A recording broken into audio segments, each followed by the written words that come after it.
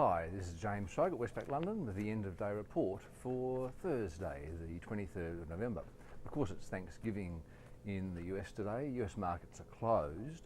The S&P 500 futures market did trade for a while. It's up 0.2%, but no US data to report, of course.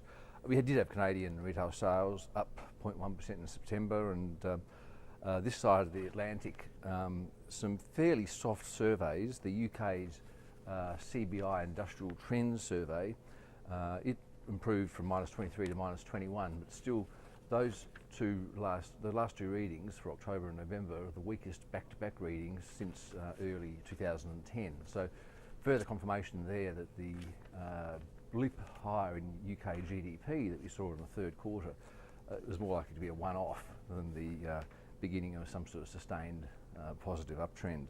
The other point was that in Europe, the advanced PMI readings for factory and services sectors, the composite there, edged up from 45.7 to 45.8, but it's still more than a year now that series has been running at contractionary levels, and the reading there for November is just 0.1 above the post-recession low. So further evidence that we're going to see another quarter of contraction in the European economy when we get the fourth quarter figures early next year. If that's the case, that'll mean that the recession in Europe is already as long as the one we saw in 2008, 2009, although not as deep. But certainly the length of the recession looks to be already matching the previous recession. In other news, the Glencore takeover of Xstrata has been approved by the European Commission. That helped stocks. The Chinese PMI advanced reading, the HSBC PMI, that was well received in Europe as well. So that's why in very thin trading we've got the FTSE up 0.7% today in London, French market up 0.6%, the Germans up 0.8%, and gains of 0.9% and 1% respectively in the Spanish and Italian markets.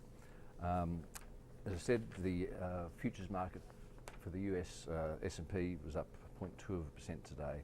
In commodity markets, a lot of them closed, but oil prices down almost 0.2% at $87.24 a barrel.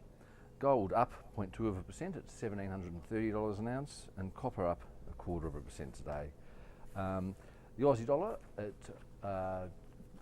just over 1.036 against the US dollar is little changed. Nothing to report or in advance of us. Well, nothing expected to come out in Australia tomorrow, at least on the schedule. All right, that's it for now. I'll be back again same time tomorrow.